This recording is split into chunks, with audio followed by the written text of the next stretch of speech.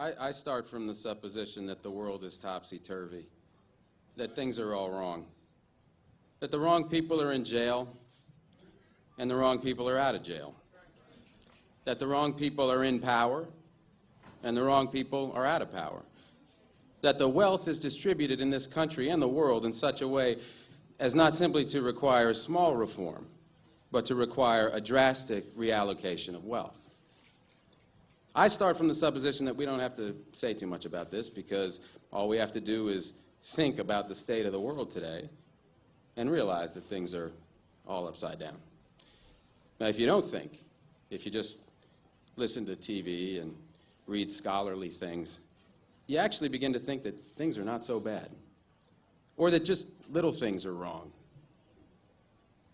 But you have to get a little detached and then come back and look at the world, and you are horrified.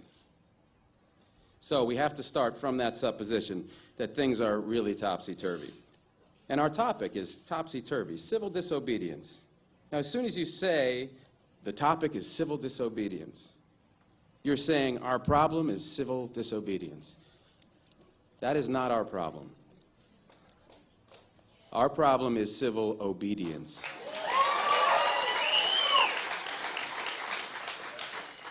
Our problem is the numbers of people all over the world who have obeyed the dictates of the leaders of their government and have gone to war.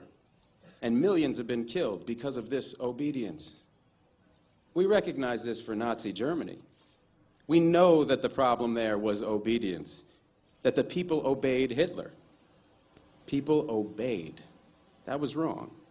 They should have challenged, and they should have resisted. And if we were only there, we would have showed them. Even in Stalin's Russia, we can understand that. People are obedient. All these herd-like people. Remember those bad old days when people were exploited by feudalism? Everything was terrible in the Middle Ages. But now we have Western civilization, the rule of law. The rule of law has regularized and maximized the injustice that existed before the rule of law. That is what the rule of law has done. When in all the nations of the world, the rule of law is the darling of the leaders and the plague of the people, we ought to begin to recognize this.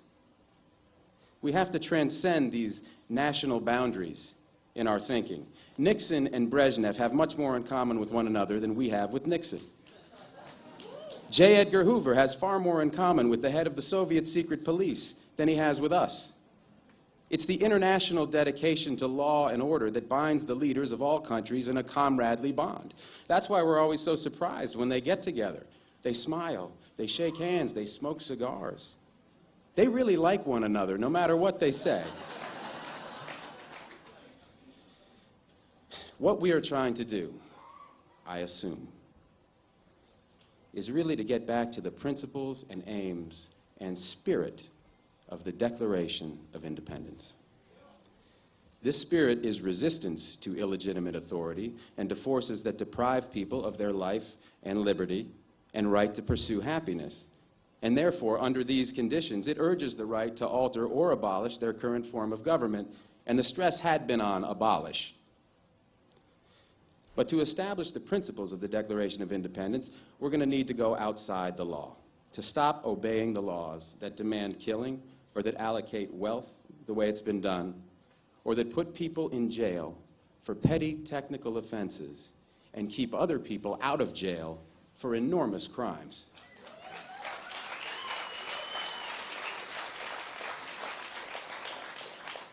My hope is that this kind of spirit will take place not just in this country, but in other countries, because they all need it.